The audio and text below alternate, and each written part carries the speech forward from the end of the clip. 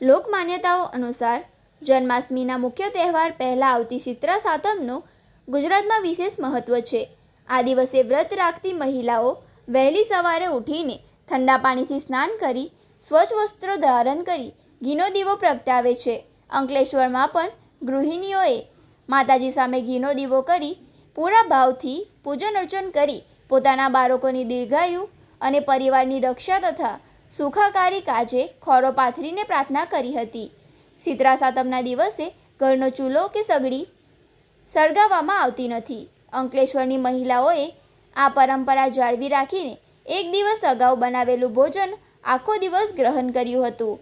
સ્ત્રીઓએ શીતળા માતાની વાર્તાનું શ્રવણ તથા વાંચન કરીને પર્વની શ્રદ્ધાપૂર્વક ઉજવણી કરી હતી। અંકલેશ્વરના તમામ નાના મોટા મંદિરોના પ્રાંગણમાં દિવસભર ભક્તો અને દર્શનાર્થીઓ ભારે જમાવટ જોવા મળ્યો હતો। जय शीतला माता।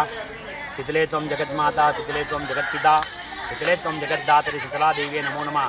આજ રોજ રામકુંડ તીર્થની ઉપર ઘણા વર્ષો થઈ ગયા। ઘણા વર્ષોથી આજે રામકુંડના તીર્થની ઉપર એક શ્રાવણ માસ સુદ સાતમના દિવસે મા શીતલા માતાનું અહીંયા પૂજન થાય છે। તો શીતલા માતાનું પૂજન એટલા માટે કરવામાં આવે છે કે શીતલા માતા આપણે આપણા જીવનમાં સુખી રાખે, બાલ બચ્ચાને સુખ અને સંપત્તિ આપે।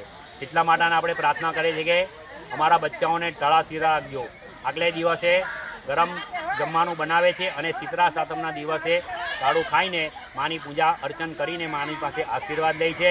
તો માની પાસે આપણે આશીર્વાદ લેવું કે હે શીતલા માતા જેવા બાલ બચ્ચાને તળાશીરા રાખજો અને એમના મારા જીવનમાં સુખી રાખજો। જય શીતલા માતા।